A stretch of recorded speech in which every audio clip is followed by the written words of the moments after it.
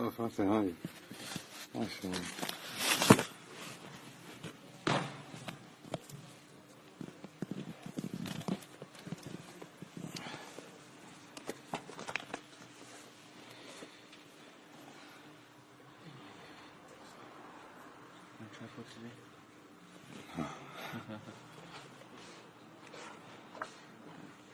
الحمد لله رب العالمين، والصلاة والسلام على سيد المرسلين نبينا محمد وعلى آله وصحبه أجمعين.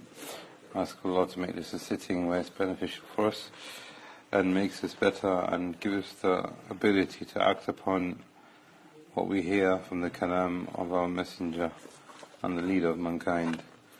Hadith number 16, and in reality the last batch of hadith that we had, I believe it was 13 last week. 13, 14, 15. We were supposed to finish with 16. Because Wallahu A'lam, it appears as if these set of hadith that we were talking about last week were, like we said, had something to do with the social setup or the framework that Islam encourages. And we looked at last week where we had supporting the victim and the criminal, where the Prophet ﷺ said, La yahillu damu imri'in Muslim. And then that was hadith number 14, that the blood of a Muslim is not permissible except in 3. And then hadith number 15, where the Prophet ﷺ talked about the completion of Iman and protecting one another in our speech, and make sure that we honor one another and we repel anything that would harm one another.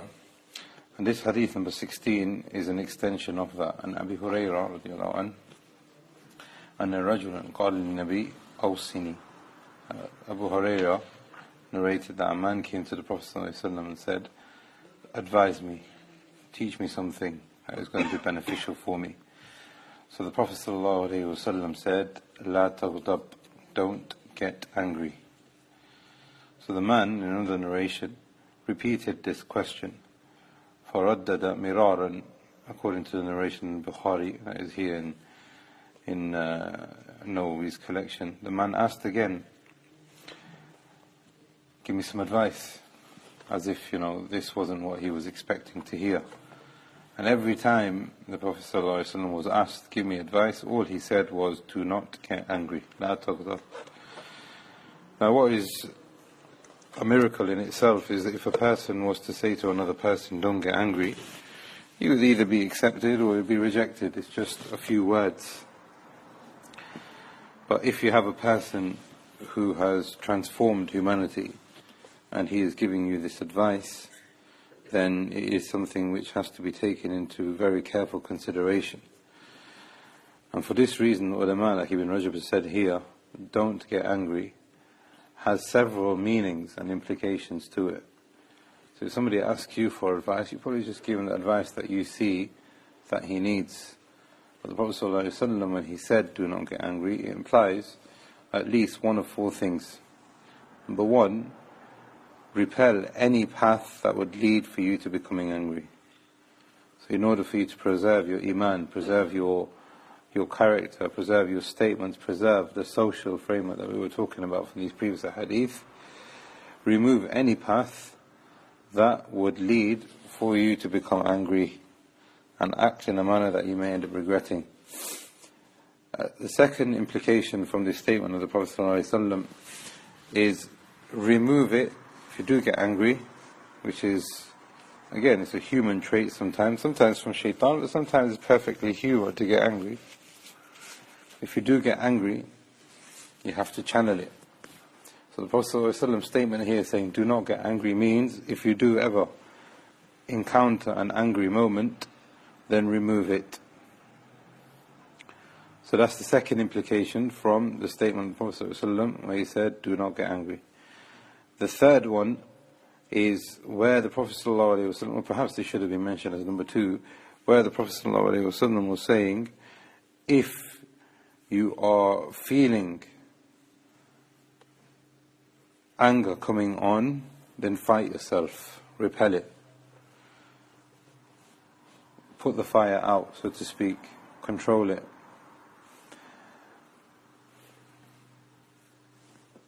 And the fourth implication between the statement of La Taghdab and the advice of the Prophet ﷺ is that if you were to act upon your anger, it will only be a cause of remorse and regret for yourself.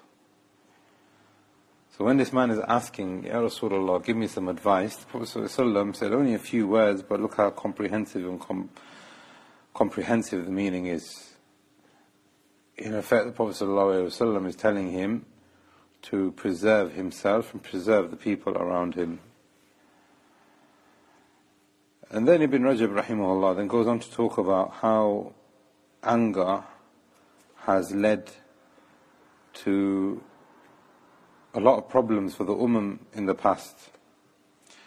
So example is of Musa alayhi salam. Allah Jalla wa ala spoke to Musa on more than one occasion. And in one of the occasions when Musa was away, his people had fallen into making shirk. They had taken some gold and they'd made an idol, and they had started worshipping that idol. So Allah Jalla wa ala told Musa while he was in his presence that your people are committing shirk as we speak. So then when Musa went back to his people, وَلَمَّا سَكَتَ مُوسَى الْغَضَبَ أَخَذَ أَلْوَاحٍ. This is the ayah where Allah talks about it. So what happened before that is he had the tablets that Allah had given to him. Imagine Allah gave Musa tablets. There's another narration where, on the authority of Ibn Abbas radiallahu anhu, where he said that Allah wrote the Torah with His own hands. Allah wrote the Torah with His own hands. This is the level of respect that Allah had for Musa, and love and adoration. But these were the tablets, and some of the ulama said there's a difference between the alwah and the Torah. Whatever the case, Musa alayhi salam had instructions from Allah. When he went to his people, he threw the tablets on the ground in anger. Imagine if someone gives you a mushaf right now, and someone gets so angry he throws the mushaf on the ground. It's exactly the same thing. Now the implication is now here is that not Musa is blameworthy, but those people who created that anger have created for themselves Allah's anger, their messenger's anger, and hidayah had been taken away from them. And Allah talks about this, وَلَمَّا سَكَتَ عَنْ مُوسَى غَضَبَ أَخَذَ أَلْوَاحًا. When he became calm again, he picked up what was left of there. وفي نسختها هدى ورحمة للذين هم لربهم يرهبون. Those people who want to get closer to Allah, there was some remnants left of what Allah had instructed him, but look at what anger created. And some of the Salaf, as Ibn Rajab then goes on to talk about, said that anger is a form of a disease and a form of insanity. Some of the Salaf have said, أَوَّلُهَا جُنُونَ. Whenever you first get angry, you act irrationally. And the Salaf have said that the very beginning of anger is a state of craziness, it's a state of insanity, a state of, not literally, but here we're talking about in a manner that you would act in a way that you wouldn't behave in your own normal sense. وَآخِرَهَا nadam.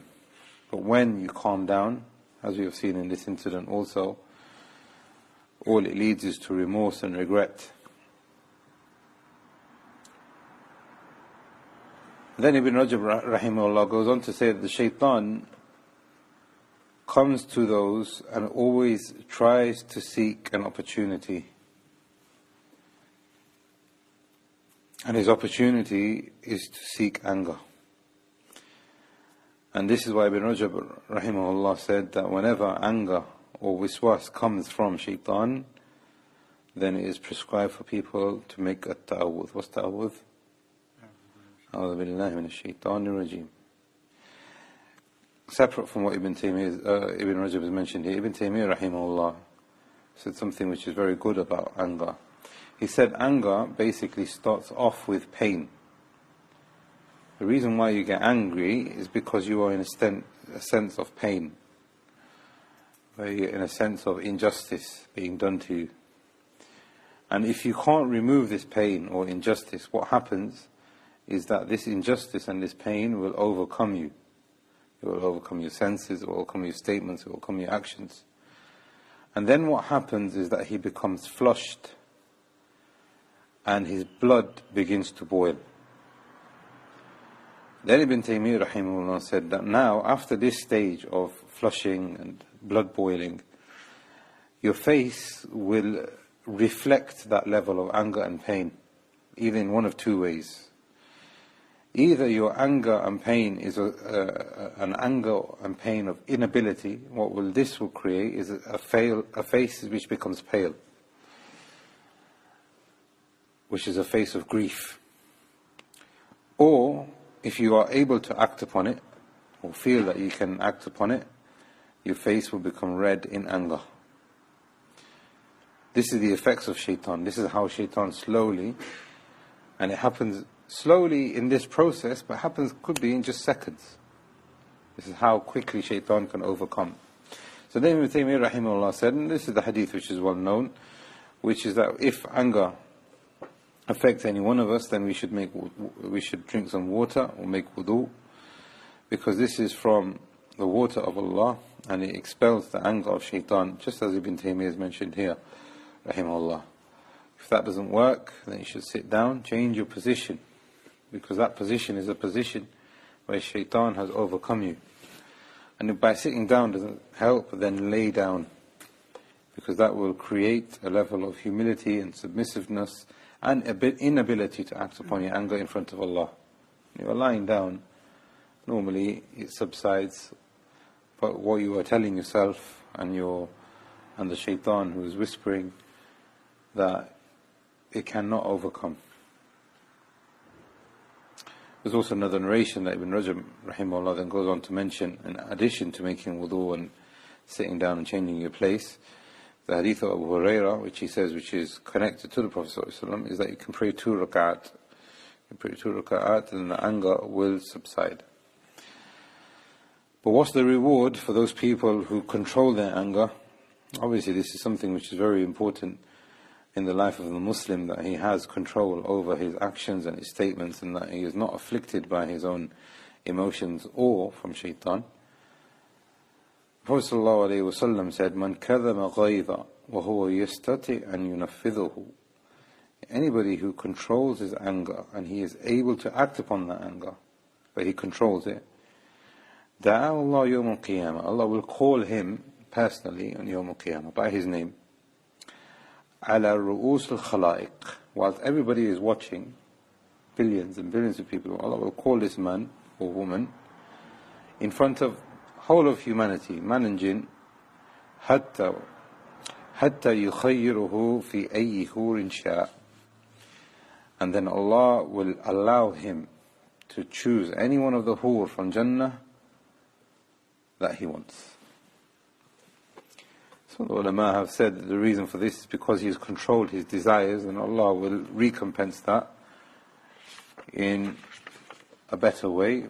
But the reward, this is just one of the rewards that's been narrated in the Quran and Sunnah as to why controlling your anger is very important. And like we've seen, this fits in with what we talked about last week about preserving the rights of your brother and removing harm and not exposing other people to harm also.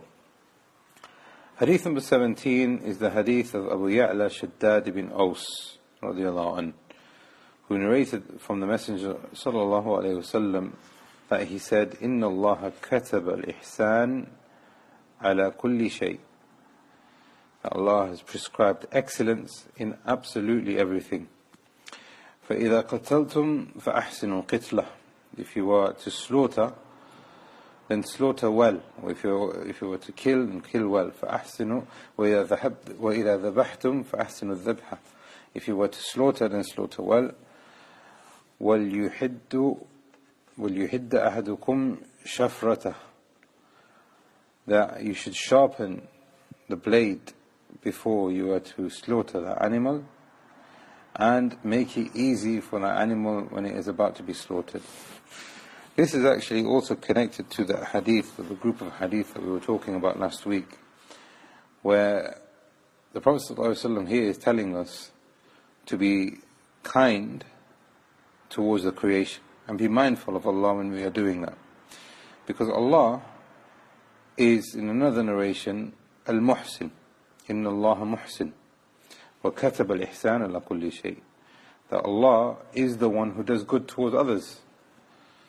So, just as Allah does good towards others, then it is upon you to remember that and the favors that of Allah upon you. So likewise, you should be excellent and favorable towards other people also. And then the Prophet ﷺ gives us an example of how goodness is prescribed even in the moment of killing. If this is in the moment of establishing the penal code, and if this is in the moment of slaughtering an animal, then what about in everyday life? What about when you are speaking to your children, when you're speaking to your parents, when you're speaking to your teacher, or when you're at work? That Allah is saying that we should be in a manner of excellence and kindness in every single situation. فَإِذَا قَتَلْتُمْ فَأَحْسِنُوا الْقِتْلَ. If you have to establish the penal code, then do it in the best way. Ibn Rajab rahimahullah says that whenever you do something, you do it in the best way, in the most serious way, you take it seriously, and you preserve its honor. So if you are speaking to another human being, you preserve their honor and their rights and their respect. If you are doing an act of worship, Ibn Rajab is saying, then you preserve its pillars and its wajibat and its mustahabbat and all its recommended actions and its pillars and its obligatory actions, because Allah wants for you to be excellent in every single thing that you do. This is the nutshell of this hadith. Allah wants you to be excellent in every single thing that you do. But the example that the Prophet ﷺ has given here is what we were talking about last week, is that socially we are asked to support victims, we are asked to support criminals, we are asked to support our brothers, we are asked to support the guest, we are asked to support your neighbor.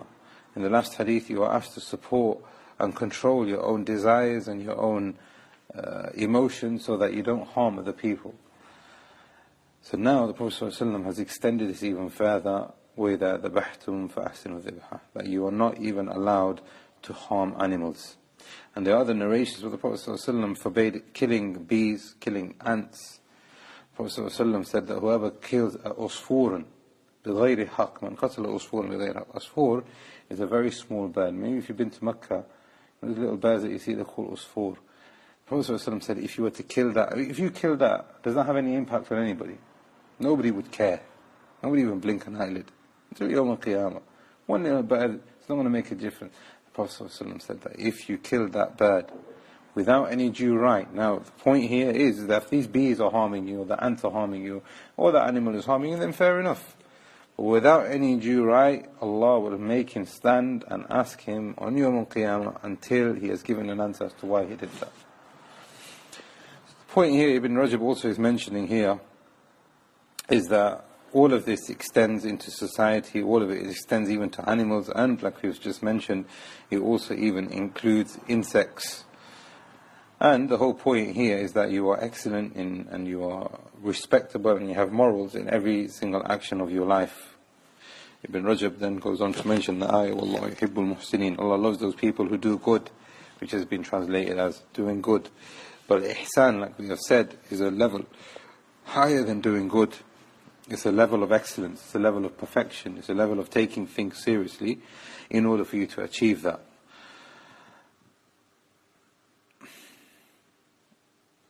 Then he goes on to mention some narrations from the Salaf. But I mean, if we take this understanding, then we can see how people, especially living in the West, have not understood Islam properly, whether it's people inside of Islam or outside of Islam, where they feel that the Muslim is somebody who wants to oppress the kuffar, or have some kind of prejudice with the kuffar, or even with one another, where Islam has told us that you are not even allowed to be violent towards insects and animals, let alone insult or be violent towards human beings. What is telling us, this hadith, is that we should be tolerant towards every kind of harm that comes our way, and we should try and attain a level of excellence and a degree of perfection in whatever that we do, because this is what Allah loves from us. And the point of ihsan, like Ibn Rajab then concludes this hadith in saying that the point of ihsan is that you seek to benefit yourself in your connection with your Creator. Now, we've seen the hadith of Jibreel that ihsan is to worship Allah كأنك تراه, as if you see Him. And if you don't see Him, then you know إنه يراك, that He sees you.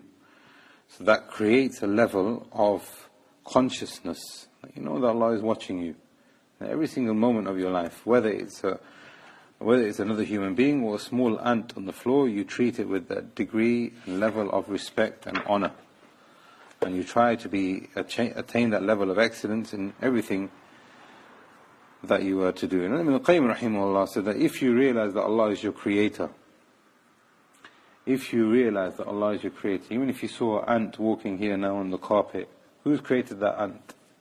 Was it me? Was it you? Was it your father? Was it the person that you respect most in the world? No, it wasn't. It was Allah Jalla wa Ala. So by you honoring even something so small, it is as if you are honoring the one who created it. So if this is just a small example, then what about how we should be attaining respect towards the creation in our daily lives? Hadith number 18 is the hadith of Abu Dharr, Jundub ibn Junada, wa Abi Abdurrahman Mu'adh ibn Jabal, radiyallahu anhuma, and Rasulullah sallallahu alayhi wa sallam said, Taqillah haythu ma kunt, fear Allah, or be mindful of Allah wherever you may be. وَأَتْبِئِ السَّيِّئَةَ الْحَسَنَةَ تَمْهُهَا, then follow a bad action, if you were to slip, with a good action, because that good action will wipe out that bad action. وَخَالِقِ النَّاسِ بِخُلُقٍ حَسَنٍ, and be with people and treat people with the best of manners that you can possibly have. Now, as you can see, we've already just seen 16, 17 and 18 are very much connected in the way that Imam Nawawi has set them up. But I mean, if you go back to last week's lesson, all of this is just an extension on how we should be treating one another within our environment to keep harmony and keep respect and to proclaim the true message of Islam and the beauty of it. That Allah doesn't want to punish us. Allah doesn't want us to punish one another. Allah wants to forgive us and wants us to become good and wants us to enter His Jannah, irrespective of your skin color, irrespective of what religion you were before, what gender you are, etc. And in this hadith, the Prophet ﷺ is telling us to be mindful of Allah and have taqwa of Allah. What is taqwa? This is a word, unfortunately, which is very important in Islam. But our communities don't even know what taqwa is, unfortunately. I'm talking about literally, I'm not talking about the meaning of it. Some people, they don't even taught what taqwa is in the madrasas or in the masjid. Nobody even really talks about taqwa. But it's such an important part in the life of a Muslim. Does anybody know what taqwa is? Yeah? What does that mean though? What does it mean that you're conscious of Allah? That you know that Allah's everywhere. That you know that Allah is watching you, and yeah, Hassan. Taqwa is to obey Allah's commands and stay away from His prohibitions. Excellent. Taqwa basically means, it's both of you saying exactly the same thing. Taqwa basically means to realize, have a level of consciousness that Allah is watching you and that He will hold you to account. Therefore, whilst you have the chance to move and you have free will and you have every choice to either obey or disobey, Islam is telling you to always do the right thing. That's basically what taqwa is. To do the right thing. And if you do that, Allah will love those people who have taqwa. Talq ibn Habib, one of the tabi'een, many of the ulama have preferred his explanation or his definition as to what taqwa is. Talq ibn Habib said, At-taqwa an ta'mal bi-ta'atillah, that you act upon the obedience of Allah in every situation, not just in the masjid, not just when you're speaking with your friends, when you go home you do something else. Ta'mal bi-ta'atillah, ala nuri min Allah. What does that mean, ala nuri min Allah? Upon the light of Allah. What does that mean? The guidance, the ilm. You seek to do what's right whilst having ilm. Tarju thawab Allah, whilst seeking the pleasure of Allah. This is how you can get closer to Allah, by acting. Do the right thing, knowing why you are doing the right thing, and seeking His pleasure. This is true ikhlas. وَأَن تَتْرُكْ مَعْصِيَةَ اللَّهِ, and you leave any kind of disobedience to Allah, عَلَى نُورٍ مِّنَ Allah, knowing that it is wrong, تَخَافْ إِقَابَ اللَّهِ, whilst you are fearing the punishment of Allah. So if you speak to yourself, if you speak to your soul, if you reflect upon what you are doing in every single moment of your life, and this is what the Prophet ﷺ is telling you, fear Allah in any single situation that you will be in, whether you're at home, whether you're at work.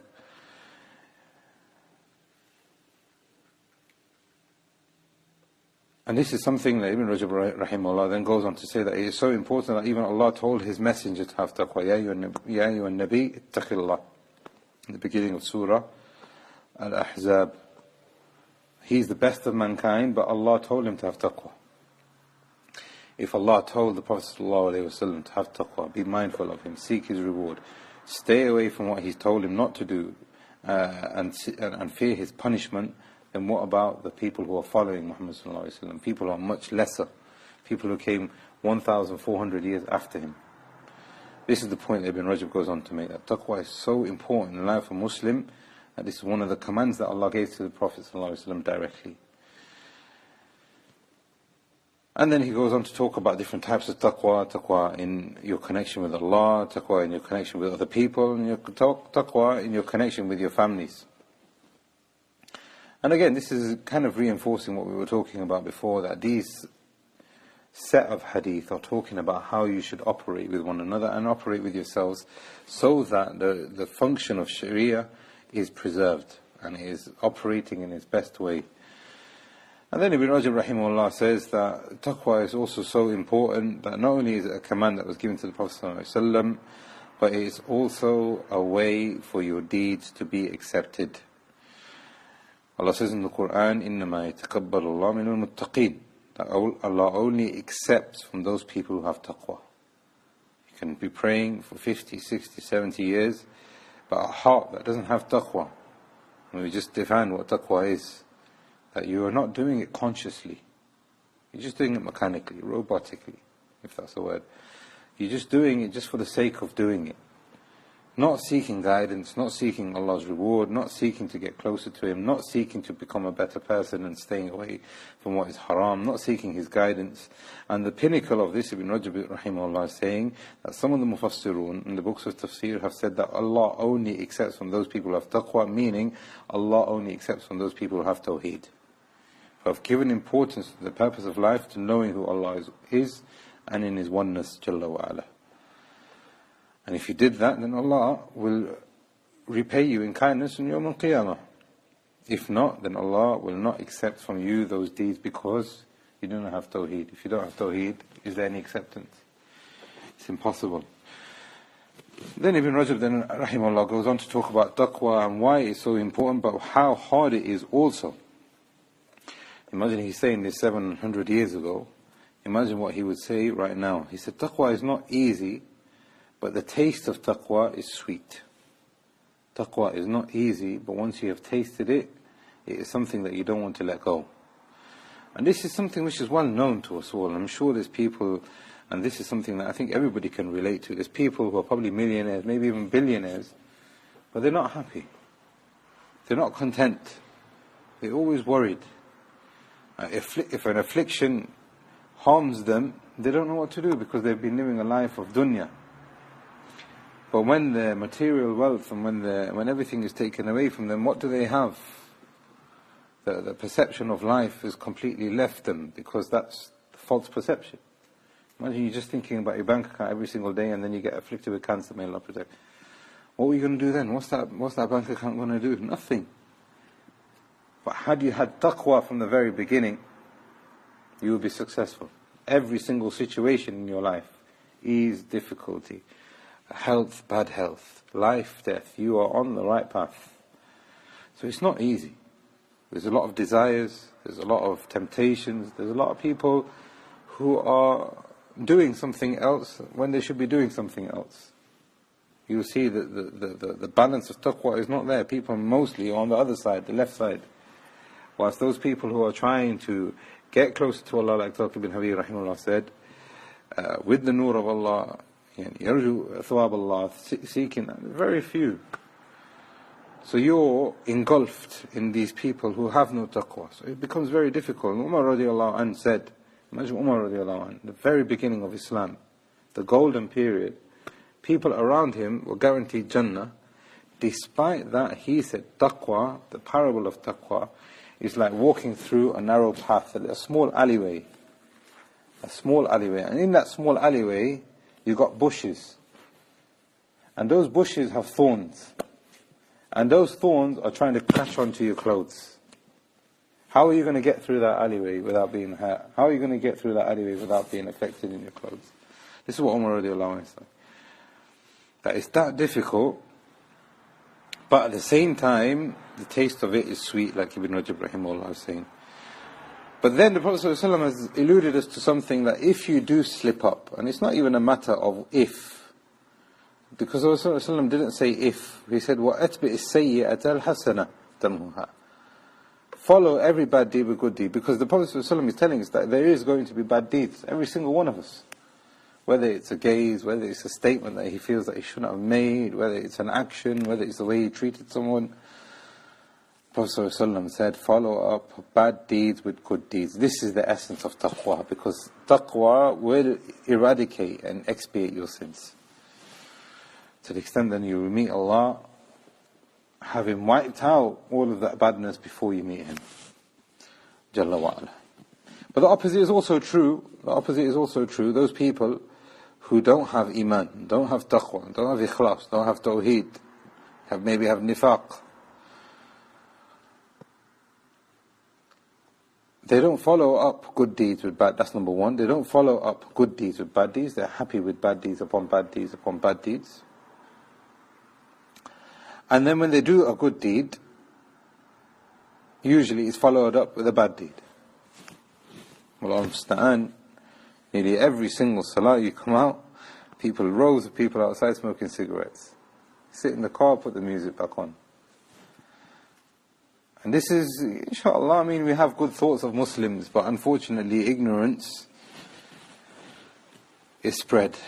And like we said in the very beginning, this concept of taqwa has completely been sucked out of the lives of Muslims. People don't even know what it is. Genuinely, literally, they don't know what taqwa is. You can go and speak to another Muslim after this. Can you explain to me what taqwa is? But look how important and pivotal this is. To the extent that some of the ulama have said that none of your deeds will be accepted until you've actualized what taqwa actually is. Wallahu musta'an. And then the Prophet ﷺ said, be with other people in the best of manner, in the best of kindness, having goodness in character. What's good manners? What's your idea of good manners? Question. Nobody has good manners, so they don't know? No, understand. Is it, do you want one statement or do you want many different? What do you think? What's your idea of good manners? Being good to others. Being good to others. But what does that mean though? Behave good, okay, we're halfway there. Good smell, okay, so that's good, that's an example.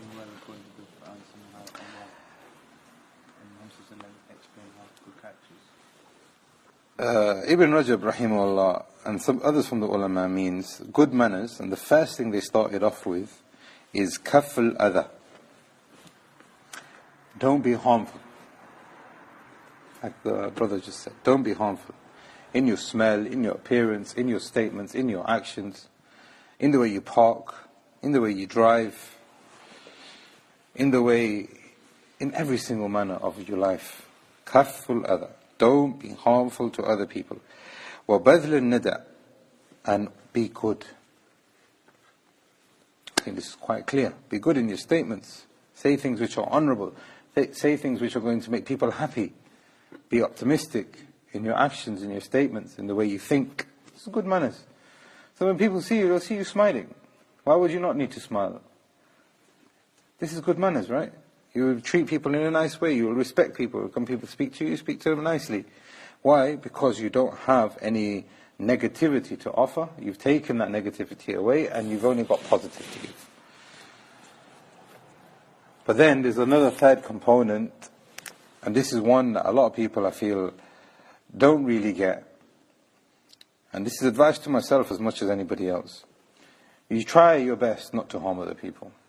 You try your best to be nice to people. Nice statements, nice actions, nice facial expressions. وَالصَّبْرُ الْأَذَى. All of that can go when somebody says something bad to you. Somebody cuts you off, somebody parks in a bad way, somebody cuts in the line, anything like that. All of that can go when you don't have sabr with other people. You can find the best of people very nice in their etiquettes and their actions, but they don't have that sabr with other people. So when you are holding on to the burdens of other people that they're throwing on top of you and you deal with it nicely, that is good manners. And as you can see, this is very comprehensive, and this is one of the statements, I believe, from Hasan al-Basri, but Ibn Rajab rahimahullah defines this as being good manners. And the Prophet ﷺ said, وَخَالِقِ النَّاسِ. Did he say وَخَالِقِ الْمُؤْمِنِينَ? Did he say وَخَالِقِ الْمُسْلِمِينَ? He said وَخَالِقِ Muslim and non-Muslim, man and jinn, animal and insect, every single created being, be with them in the best possible way. Take away from them harm, be good towards them, and if they were to not reciprocate your goodness, then have sabr. It's very easy to say, but at least understanding and saying it is the step of the way for us implementing it. Bi'idhnillah. Allah give us tawfiq to do so. What's the virtue of this? The Prophet ﷺ said, the closest to me, Yawm al-Qiyamah, ahsanu khuluqa. The closest people to me on Yawm al-Qiyamah are those people who are the best of manners. Do you want to be next to the Messenger ﷺ? Do you want to see him? Do you want to be next to him? Do you want to smell his fragrance? Do you want to see how he doesn't harm other people? Do you want to see the smile of his face? Do you want to see his sabr on Yawm al-Qiyamah? Because Yawm al-Qiyamah will need sabr. You want to be right next to him? خُلُقُ النَّاسِ أَحْسَنُ خُلُقًا. The best of manners. And another hadith, Prophet ﷺ said that you could have a man, he fasts every single day, 360 days fasting.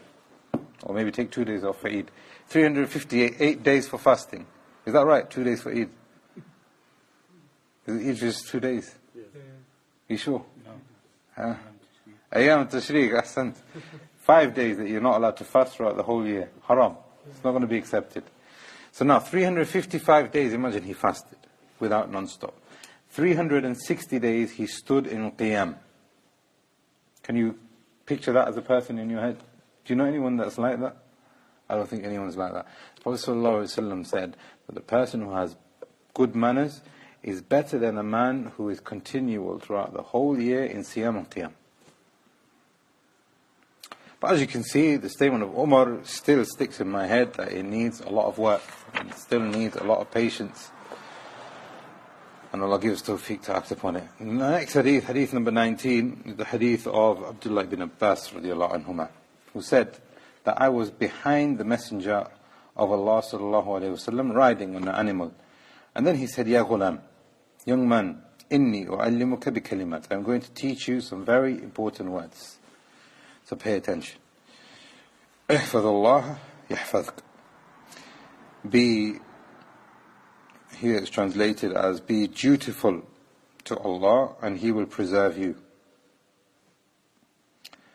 Probably be best to say, preserve Allah and He will preserve you. احفظ الله تجده تجاك. Preserve Allah and be mindful of Him, then you will find Him in front of you. You will find Allah Jalla wa Ala in front of you. إِذَا سَأَلْتَ فَاسْأَلِ اللَّهِ. If you want to ask, make dua, then ask only Allah. وَإِذَا اسْتَعَنْتَ فَاسْتَعِنْ بِاللَّهِ. If you were to seek protection or assistance, then only seek protection and assistance from Allah. وَاعْلَمْ, and know, أن الأمة لو اجتمعت على أن ينفعوك بشيء لم ينفعوك إلا بشيء قد كتب الله لك. If all of mankind were to gather and try to benefit you with something, it will only benefit you if Allah has previously written it for you. وإن اجتمعوا الناس وإن اجتمعوا على أن يضروك بشيء لم يضروك إلا بشيء قد كتب الله عليك. And if they were to gather to harm you, to insult you, and to disrespect your religion, to be violent towards you, to insult you, then nothing will harm you except what Allah, if you preserve the first part of this hadith, has previously written for you. رُفِعَتِ الْأَقْلَامِ وَجَفَّتِ الصُّحُفُ. The pens have been lifted, decree is no longer, and the ink on those pages have dried. What's a Hafidh? We hear this a lot. This person become a Hafidh. What's a Hafidh? Yeah, normally people refer to a Hafidh as somebody who has made a memorization of the Quran. This is very noble, and there are many proofs to suggest that this thing is beloved to Allah and He will reward it extensively. However, Ibn Qayyim rahimahullah said many people have the understanding of a Hafidh as somebody who has just memorized the text but he doesn't know the meaning. That is incorrect. A Hafidh rahimahullah said is somebody who protects Allah. He knows what Allah wants from him. He knows His laws. He knows His prohibitions. And then he implements it. So a true Hafidh, like he said, is somebody, is not somebody who's memorized the Quran, somebody who knows the Quran well and then implements it. Obviously, Hifz and memorization is an aspect of that. But like many of the Salaf have said, that giving understanding takes more precedence to actual memorization. And Ibn Qayyim then rahimahullah goes on to say that if you remember him, then this means that you will stand in front of him on a daily basis and you will show compliance. This is what it means to be a Hafidh. Ibn Rajab rahimahullah says that Hifdh and being a Hafidh has been mentioned in the Quran over and over again. Hafidhu ala salawat wa salatul wusta. Be a Hafidh on your prayers. Be a Hafidh on your prayers. Ibn Rajab is saying in the context of this clearly shows that if you're going to be Hafidh on your salat, on just one salat, then you're going to become somebody who is programmed to worship. If this is salah, you give salah the utmost importance, then everything else will become a matter of hifz also. He then goes on to quote another ayah, وَالَّذِينَ هُمْ عَلَى صَلَاتِهِمْ يُحَافِظُونَ. Those people who will enter Jannah are those people who make hifz of their salat. Again, maybe we can extract from this that you make hifz of acts of obedience to Him. Allah says in the Quran, وَحْفَظُوا أَيْمَانَكُمْ in Surah Ma'idah, when talking about making oaths and making vows. Wallahi, I'm going to do this. Wallahi, I won't do this. Allah says, preserve your tongue. Don't swear too much. And many of the Mufassirun have said that this refers to وَحْفَظُوا أَيْمَانَكُمْ. Doesn't necessarily mean preserve the vow. What it means is preserve your tongue. Be careful what you say. Make hifz of your tongue. Be careful what you say because you're going to be held to account for that. Allah says in another surah, Surah Qaf, مَنْ خَشِيَ الرَّحْمَنِ بِالْغَيْبِ وَجَاءَ بِقَلْبٍ مُنِيبٍ. Ibn Rajab, rahimahullah, saying that here those people have khashya and make hifz in Allah in the private and in the public. This is the true meaning of hifz. Prophet ﷺ told Ibn Abbas, rahimahullah here, radiallahu anhu, make hifz of Allah, preserve Allah in His acts of worship, in your connection with Him. And if you do this, you will have Allah in front of you. And in this you will have protection in the dunya, in your family, in your wealth. Then he goes on to mention the narration of Sa'id ibn Musayyib. Sa'id ibn Musayyib, one of the pious scholars in the Salaf, one day he said to his son, I make my salat extra special for you. When I'm praying salah, I'm thinking of ikhlas, but I'm making my salat extra special for you. And then he said, he quoted the ayah in Surah Al-Kahf, وَكَانَ أَبُوهُمَا صَالِحًا, that Allah preserved the wealth of these two parents when they passed away for their orphan children because they were pious. Sayyid ibn Musayyib saying that I'm preserving my piety so that you will be preserved after I pass away. This is the level of hifz that he had. So clearly showing you that hifz will lead for you to having protection in the dunya. Then Ibn Rajab rahimahullah brings about 4 or 5 incidents of miracles that were given to people who had hifz. There's a narration here from one of the Salaf. He said that we ran away from our homes because they were being oppressively overtaken by an oncoming army. May Allah help the Muslimin today and give them the justice and peace and security that they deserve. They were running away in a hurry, so she left all of her wealth behind because she was fearing the army that were coming. And then she made dua while she escaped. She went away, she made dua and said, "Oh Allah, I've left my family and I've left all my wealth, I've left all my provisions and everything, and it's only for your sake." She went to sleep, and the next morning he was there, returned to her, next to her. Another one of the Salaf said, "I went on a journey, and then we went on a boat, and then that boat got shipwrecked. And then we were floating on the water on bits of wood, and then we got put towards an island. So we got saved on that island. When we landed on that island, there was a big and a huge lion. He thought he was going to die. Allah saved him. He got put on an island, and he has a lion in front of him. It is narrated here that when the people traced him back, they saw him on that island, and the lion was riding, or he was riding on top of the lion. The lion was giving him a lift throughout the island. Preserve Allah, Allah preserve you. Ibrahim ibn Adham, one of the pious, one of the heads of the Salaf. Some of his companions came to see him one day, and he was sleeping in his garden.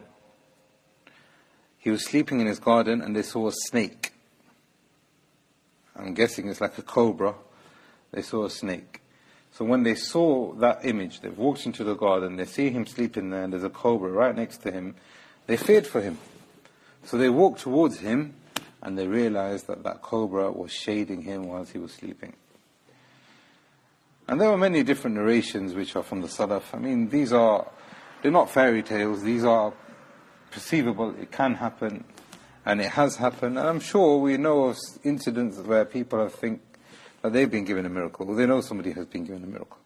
But the opposite is also true. Some of the Salaf have said that when we don't preserve Allah, we are punished.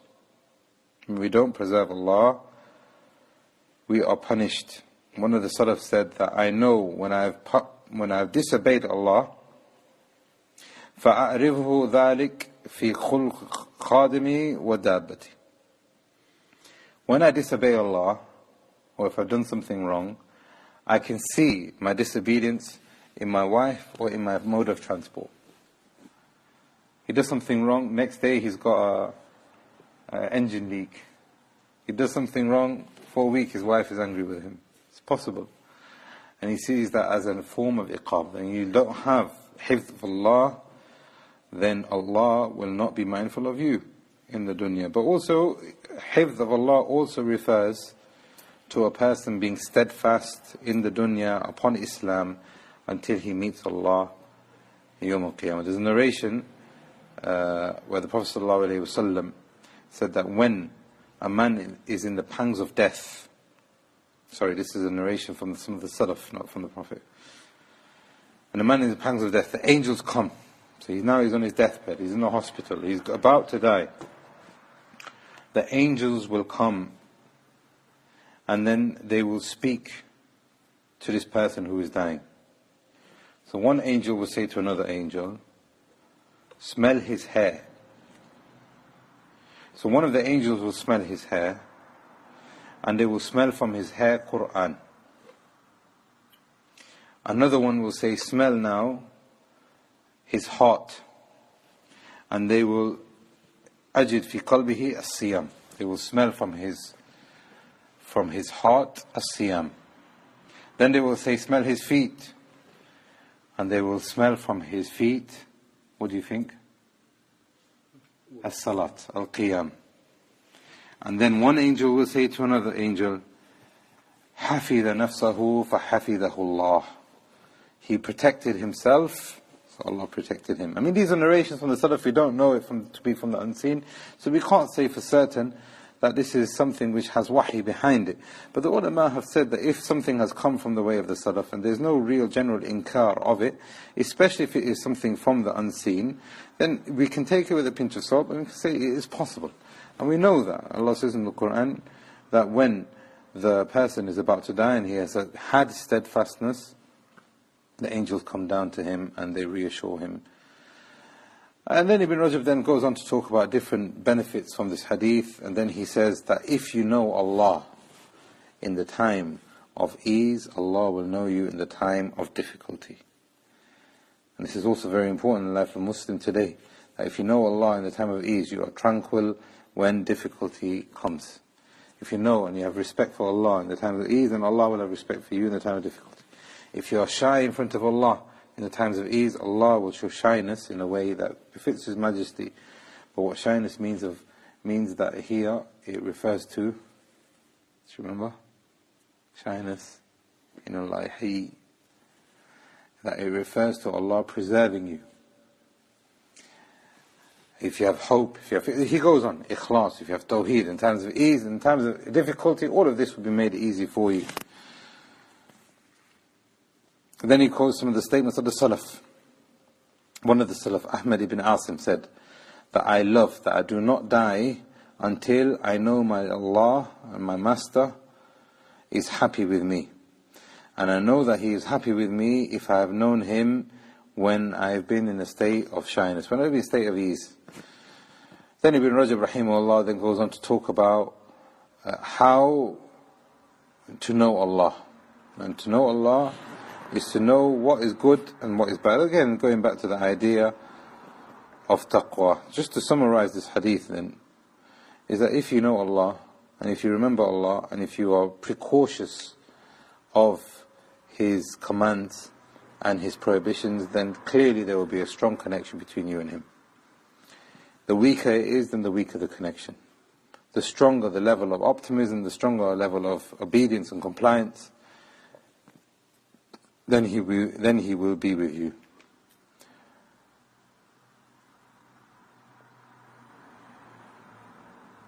Ask Allah to make this beneficial for us all, and that He makes it for us a way that we can purify ourselves and get closer to Him.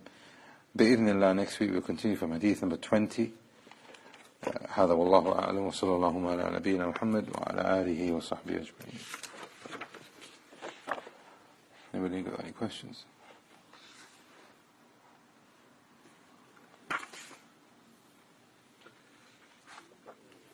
The hadith says that you find Allah in front of you. Yeah. Does that mean in the protection?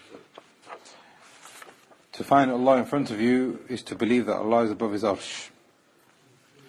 But Allah can be in front of you whilst being above His arsh. The hadith of the Prophet ﷺ said that whenever you are praying, that Allah is in front of you. So we don't deny that Allah is in front of us, but we can also say that Allah is in front of us, but still be above His arsh in a manner that befits His man. This is Allah. This is His station and status. But what it can also mean, like you said, is that when Allah is in front of you, it can also refer to Allah being mindful of you, and it can also refer to Allah preserving you, just as you have preserved Him. There's a continuation in this hadith on the next page. احفظ الله تجده أمامك. There's another narration from Tirmidhi, that if you preserve Allah, then you will find Him in front of you.